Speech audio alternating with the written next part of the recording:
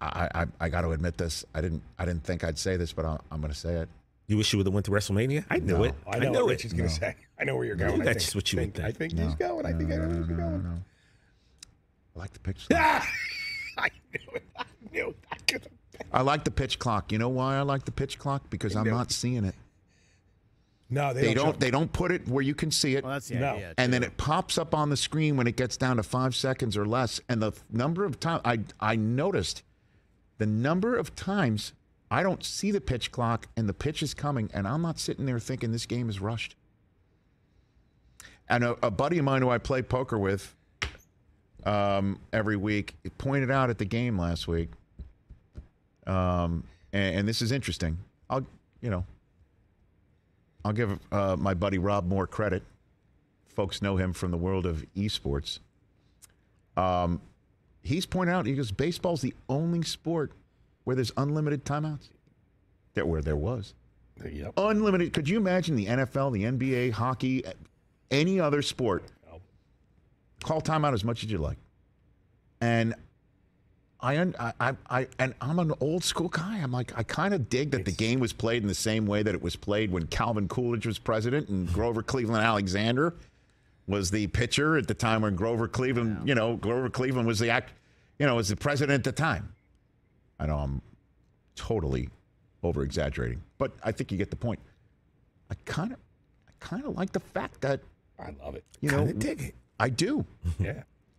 And you flagged this for us earlier, Chris. Go for it. We got one over here. We got Jeff Passan pointing out that the time of the game was over the weekend. The first 50 games of Major League Baseball season, they sliced a half hour off the game time. Yeah. And I'm not sitting here thinking the game's rushed or it's a problem. 40 pitch clock violations, fewer than one a game. I think, did I see Devers struck out on a pitch clock violation because he didn't make eyes with eye contact? The batter has to prove they're ready by the 8 count. That's another weird thing that I'm going to have to get used to. I don't get that. You got because the pitcher also, Nestor Cortez, was told, in his last spring training outing, I guess, that because he does a lot of the Luis Tiant, head bob and moving around. Mm-hmm.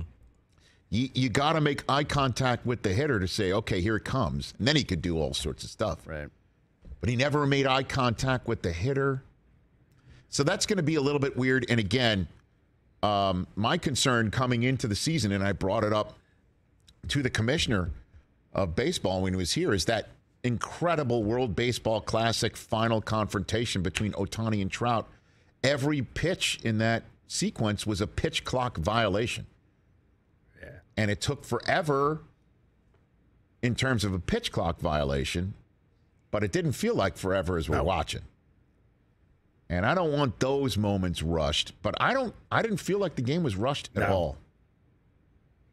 No, it's been a good Seattle first was great. weekend. The fans were counting down the clock. Okay, that's another interesting aspect of it, which too. was amazing. That's fun. When the opposing pitcher was up, they would go 5, 4, and it was like throwing them off a little. It was actually fun. I think for me, it's always been about action. The three outcomes of the last few seasons is just strikeout, home run, walk, and it's like pretty annoying.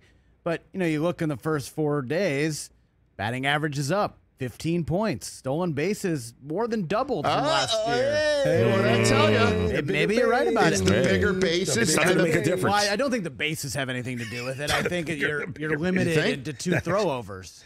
You can't just endlessly throw over to first base. I did see that too in one of the Yankee Giants games that Clark Schmidt threw over twice, and now everybody knew that if you throw over one more time, automatically you have to. No, you have to get him out.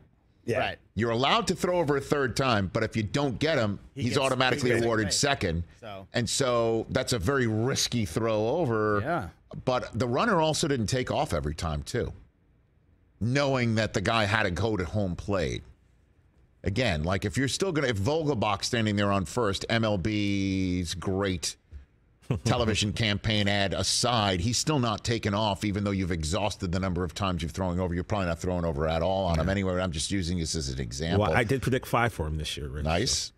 I also was thrilled that I didn't see a single third baseman standing in right field. That is so glorious. I'm so happy about it. We're going to see left fielders in right field soon, I bet. Maybe. I don't know. You're running that risk.